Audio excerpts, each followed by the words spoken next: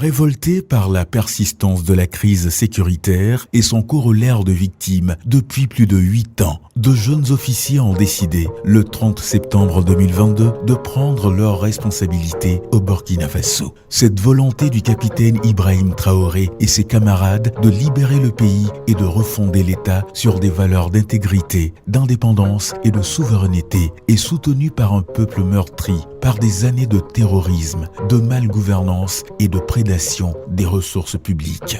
L'urgence, c'est la reconquête du territoire national pour le retour des milliers de déplacés internes dans leur localité d'origine pour donner l'espoir de lendemain meilleur au Burkinabé. Le 14 octobre 2022, la charte de la transition est signée. Ce référentiel discuté et adopté par l'ensemble des forces vives de la nation marque l'ouverture d'une nouvelle page de l'histoire sociopolitique du Burkina Faso et des Burkinabés. Un peuple engagé pour la défense de sa patrie sous le leadership du capitaine Ibrahim Traoré. Sitôt porté à la magistrature suprême du pays, le capitaine Traoré imprime une nouvelle dynamique dans la guerre contre l'hydre terroriste. Lors de la cérémonie de prestation de serment, il annonce déjà la profondeur et la sincérité de son engagement contre les groupes armés terroristes qui endeuillent la nation depuis plus de 8 ans.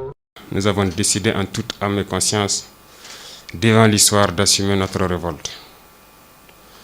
Cette révolte est celle des milliers de personnes déplacées internes.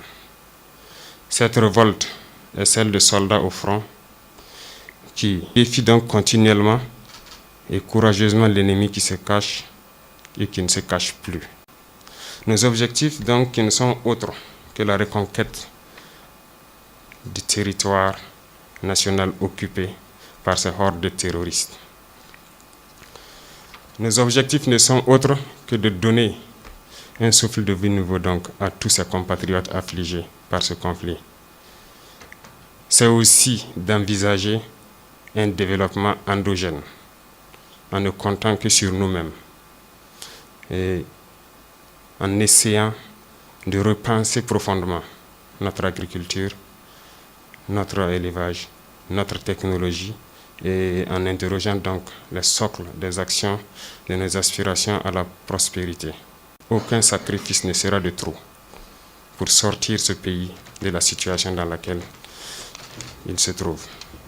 Donc notre engagement, c'est pour un retour de la paix. Et notre boussole sera toujours ce peuple. Je serai engagé à vos côtés, aux côtés de tous les Burkinabés, sur les différents fronts pour la libération totale de nos territoires. Pour ma nation, je me battrai jusqu'au dernier souffle. Ma conviction est certaine. Le Burkina a des hommes capables. Le Burkina a des combattants. Et nous pouvons nous en sortir.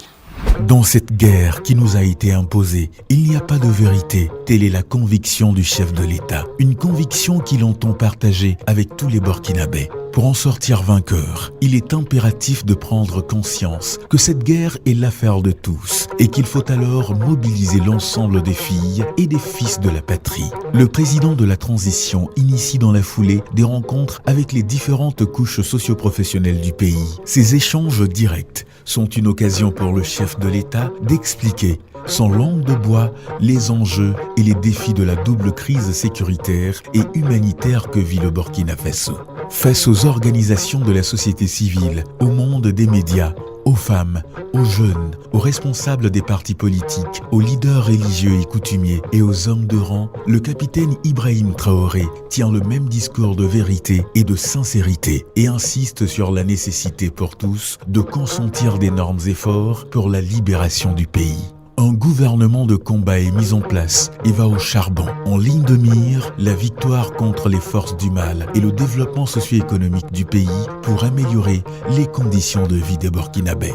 Le PASD, Plan d'action pour la stabilisation et le développement du Burkina, est élaboré. Ce référentiel ambitieux de développement d'un coût de plus de 7 673 milliards de francs CFA affiche les ambitions d'un pays décidé à se relever et à assumer courageusement son destin en dépit des obstacles multiformes. décliné en 4 axes majeurs prenant intégralement en compte les 6 missions assignées à la transition, conformément à la charte de la transition. Le PASD couvre l'ensemble des secteurs, avec un accent particulier sur la lutte contre le terrorisme et la restauration de l'intégrité du territoire.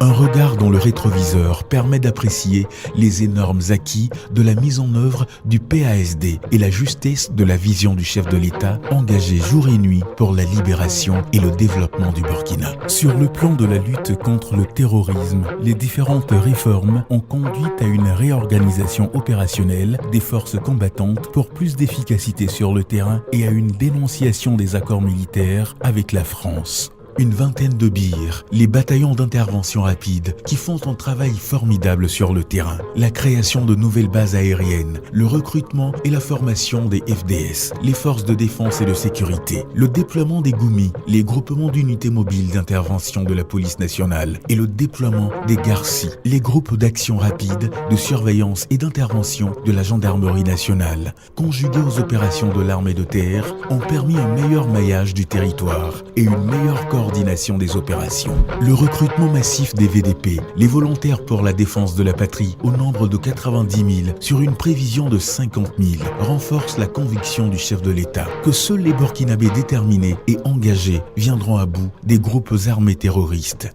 En plus du recrutement et de la réorganisation des forces combattantes, les autorités de la transition ont mis un point d'honneur au renforcement des capacités opérationnelles des unités combattantes. De l'armement, des moyens roulants et des vecteurs aériens ont été acquis pour soutenir l'engagement des troupes sur le terrain. Aujourd'hui, nous pouvons contenir la menace. Ça, c'est une chose. L'armée a retrouvé plus ou moins sa capacité de combattre. Aucun soldat ne va aller aujourd'hui sur le front sans armes, ne va aller sans moyens de protection, ses gilets, casques et trucs, les munitions et autres, tous ces VDP. Le maillage a changé, ça fait qu'on a occupé plus le terrain. Il y a beaucoup de zones où on n'avait pas de présence de force, où il y a aujourd'hui de la présence. Et ça fait que, bon, dès que la présence, les populations aussi rejoignent. Donc ça, c'est une avancée majeure. Et maintenant, la réorganisation de l'armée pour l'adapter aux réalités actuelles, ça aussi, c'est une avancée majeure. C'est tout ça qui permet d'avoir des résultats sur le terrain. Aujourd'hui, notre armée est mieux équipée, mieux formée et plus opérationnelle sur le terrain. Les nombreuses victoires sur l'ennemi sont le reflet de la montée en puissance d'une armée résolue à anéantir les forces du mal. En véritable soldat pour la patrie, le président de la transition, le capitaine Ibrahim Traoré, n'hésite pas à monter au front pour encourager les éléments et participer aux opérations de reconquête du territoire. De Solinzo, en passant par Djibo, Fada et Bobo Dioulasso, Gawa, Tinkodogo, Banfora, le capitaine Ibrahim Traoré est toujours auprès des soldats sur le terrain. Les échanges à l'état-major de la gendarmerie à Paspanga, à la direction générale de la police nationale, participent de la volonté du chef de l'État de créer cette cohésion nécessaire à une meilleure interaction des différentes unités sur le terrain des opérations. Toujours soucieux de la santé des combattants, le chef suprême des forces armées nationales est aussi aux côtés de ses frères d'armes et de leurs familles pour les soutenir dans les moments difficiles et leur témoigner toute sa compassion. Sous le leadership du capitaine Ibrahim Traoré, le tandem FDS-VDP a occasionné de grandes opérations qui ont permis de libérer des pans importants du territoire du joug des groupes armés terroristes. À la date du 30 avril 2024, 673 579 personnes déplacées internes, issues de 105 834 ménages, ont pu rejoindre leur localité estimée à plus de 504. Nous sommes de retour il y a une quarantaine de jours. Nous avons foi que tout va bien se passer. La vie a bien repris ici. L'ennemi peut toujours tenter, mais il va nous croiser sur son chemin. Il ne peut plus repartir impunément. Nous avons pu cultiver cette année. Actuellement, c'est la moisson. Les commerces ont aussi repris. L'infirmerie a repris depuis longtemps. Les agents de santé sont là chaque jour. Nous sommes très contentes de regagner nos maisons. Les ennemis vont échouer par la grâce de Dieu. On va vivre en paix ici au Burkina Faso. La nuit, chacun prépare et on dort en paix.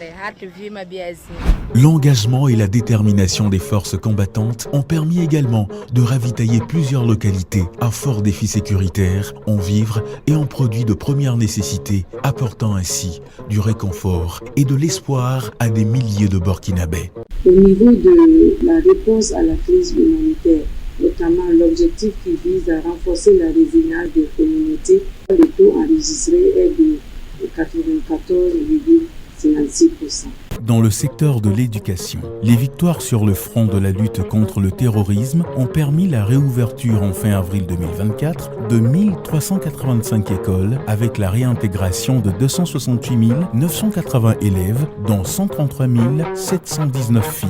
Suivant les instructions du chef de l'État, les acteurs du système éducatif ont également développé des stratégies pour une prise en compte de la problématique des élèves déplacés internes. La compréhension et surtout l'appropriation de la problématique sécuritaire et humanitaire du pays a suscité un élan de solidarité et d'engagement sans précédent des Burkinabés autour des FDS et des VDP. Le fonds de soutien patriotique créé à cet effet a permis de mobiliser au 22 mai 2024 plus de 142 milliards de francs CFA au profit de l'effort de paix. La faim et la pauvreté sont des terreaux fertiles pour le terrorisme. Les combattre, c'est se prémunir des risques d'enrôlement des populations par les groupes armés terroristes. Convaincu que la lutte contre l'hydre terroriste passe également par l'autosuffisance alimentaire, le chef de l'État fait du développement de l'agriculture une priorité majeure de la transition. Dans cette perspective, le président de la transition lance l'initiative présidentielle pour la production agricole 2023-2024 et l'offensive agropastorale et halieutique 2023-2025 avec comme objectif la souveraineté alimentaire pour accompagner le développement.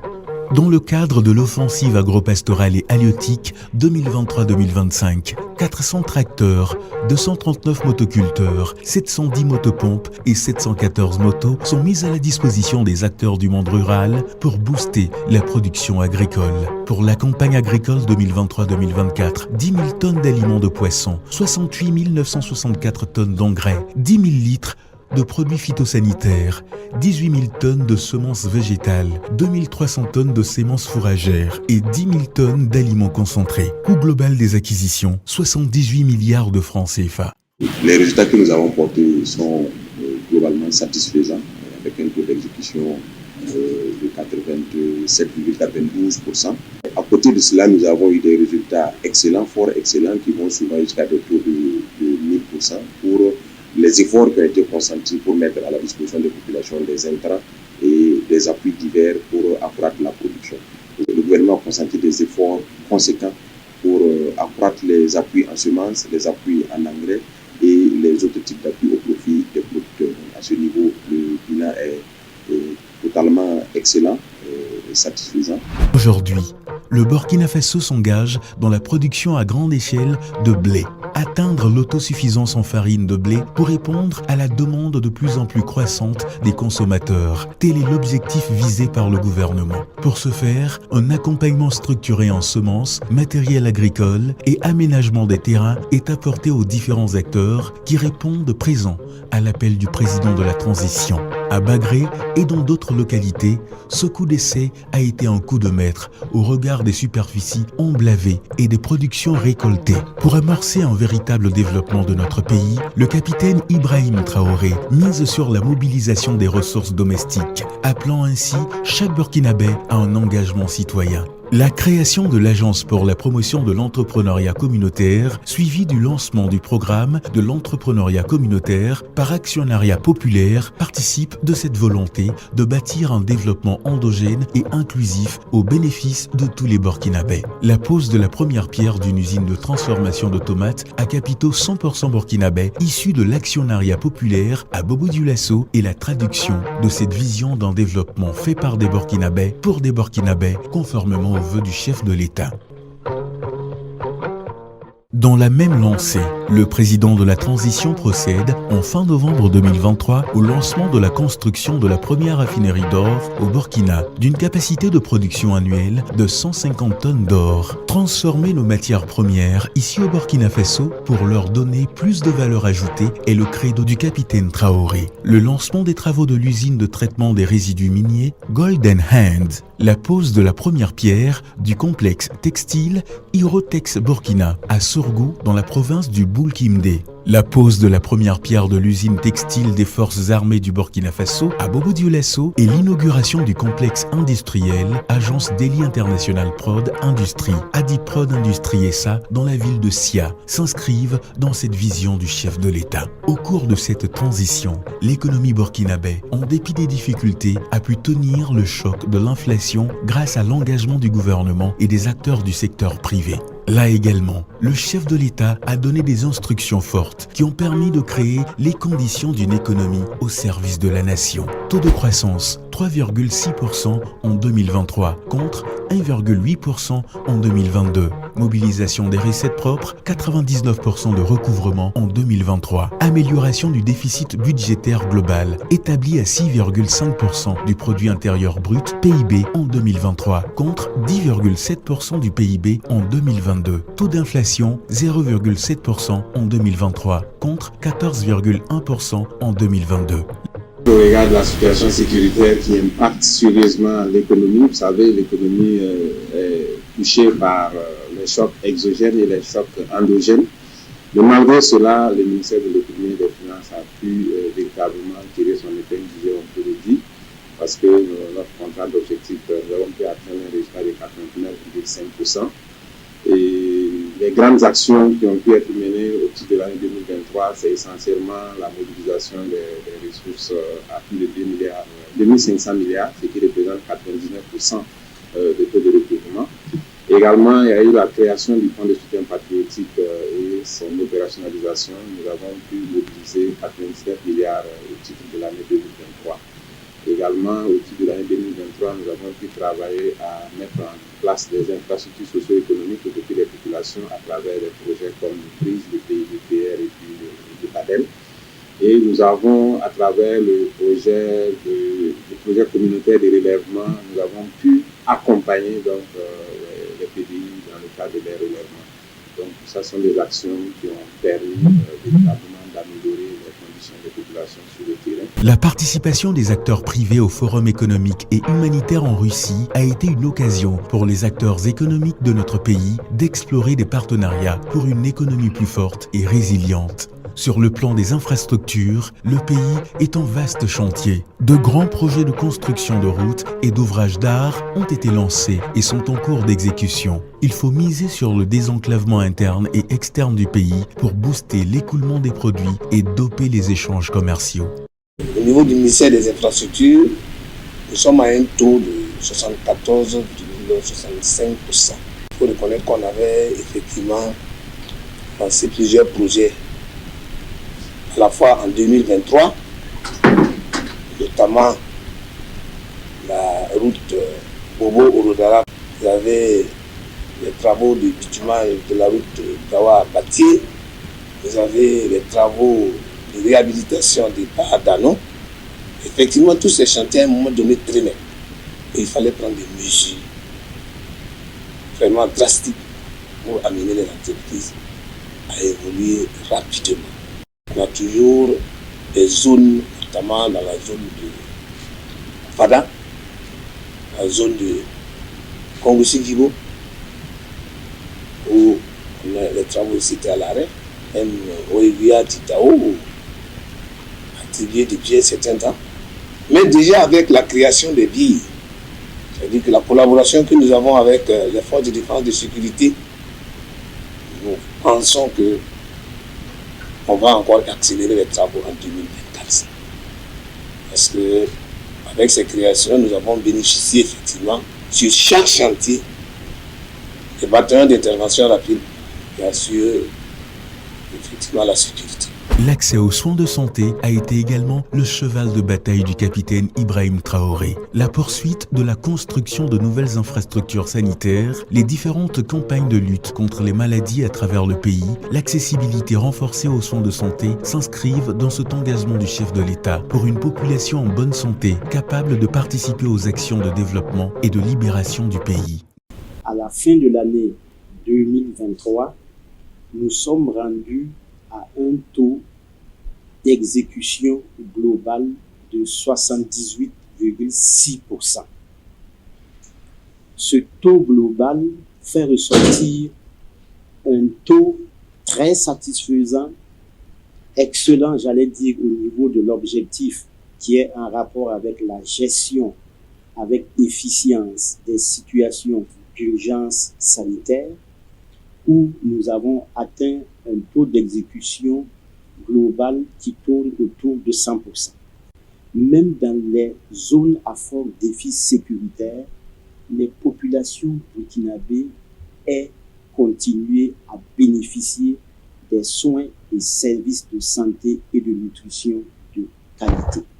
Notre pays a une population majoritairement jeune. Conscient de l'importance et du rôle de la jeunesse dans la construction d'un Burkina nouveau, le président de la transition est décidé à créer les conditions pour une jeunesse responsable et épanouie. C'est dans ce sens qu'il prend le flambeau de la jeunesse au mémorial Thomas Sankara. Par cet acte, le capitaine Ibrahim Traoré s'investit d'une mission, offrir à la jeunesse les opportunités de sa pleine participation à la construction du pays, que ce soit à l'université Joseph Kizerbo à Ouagadougou ou à l'université Yembila Toguieni à Fada, ou à l'occasion de la célébration de la Journée internationale de la jeunesse, ou encore lors de ses sorties dans les régions à Kaya, à Bobo-Dioulasso, à Banfoura. Le président de la transition a toujours affiché sans relâche un engagement ferme à demeurer aux côtés des jeunes pour relever avec eux les défis de notre pays et du continent. Sur le plan sportif, les différentes rencontres avec les étalons d'âme et hommes ont été des occasions pour le capitaine Ibrahim Traoré de saluer les performances et la résilience des sportifs burkinabés qui défendent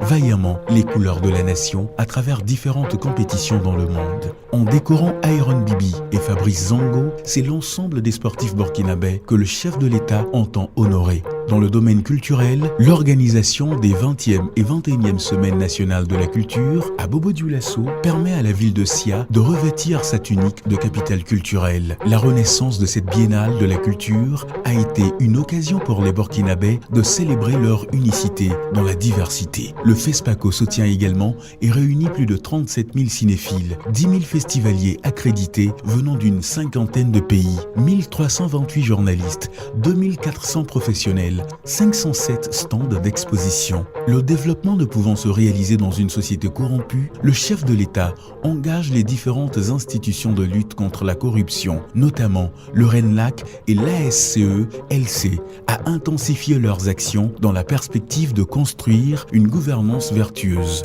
Les différents échanges avec le Conseil supérieur de la magistrature et les réformes opérées au niveau de la justice participent également de l'ambition du président de la transition de promouvoir une justice équitable et accessible aux justiciables.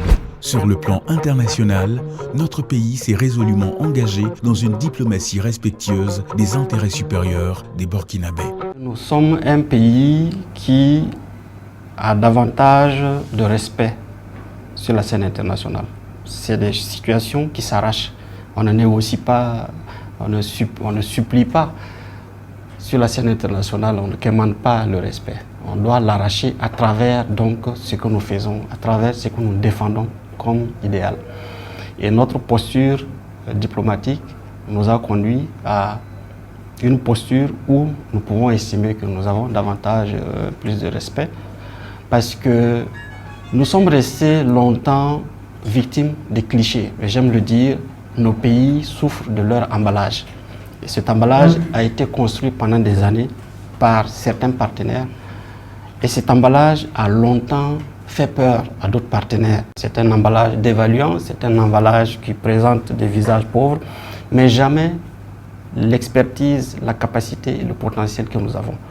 Nous travaillons à reconstruire cet emballage pour porter l'étiquette d'un pays sahélien qui a de la capacité et avec lequel il faut compter. Les présentations des lettres de créance de pays amis au cours de cette transition sont des actes qui démontrent que notre pays jouit d'une bonne renommée sur l'échiquier international en dépit des difficultés qu'il traverse. Sous le magistère du capitaine Ibrahim Traoré, le Burkina Faso peut s'enorgueillir d'avoir posé les jalons importants dans tous les domaines de la vie de la nation. Il y a eu beaucoup de choses qui ont été faites. Beaucoup de choses dans la guerre et on a pu réaliser beaucoup d'autres choses autour. Le plan d'action pour la stabilisation et le développement affiche un taux de réalisation de 71% en 2023 en dépit des difficultés que vit le pays. L'un des acquis majeurs de la transition en cours est sans doute la mobilisation patriotique des Burkinabés face aux enjeux de survie de la nation. La dynamique de victoire sur les groupes terroristes, l'engagement des Burkinabés et la vision éclairée du capitaine Ibrahim Traoré augurent de lendemains meilleurs pour notre chère patrie, le Burkina Faso. Plus que jamais déterminé à assumer son indépendance et sa souveraineté pour un Burkina de liberté et de développement partagé pour tous les Burkinabés. Dans 10 ans, je souhaiterais que mon pays soit un Eldorado. Le Burkina, c'est le cœur de l'Afrique de l'Ouest. Il faut que le cœur se porte bien pour que les autres membres se portent bien. Donc, ce que souvent nos jeunes partent chercher ailleurs, je souhaite que d'autres jeunes viennent chercher ça au Burkina dans 10 ans. Que nous soyons en paix, en sécurité, que les Burkinabés soient libres, que les Burkinabés mangent à leur faim, que nous soyons très bien développés et que ce soit un lieu touristique, que ce soit un lieu attractif pour tous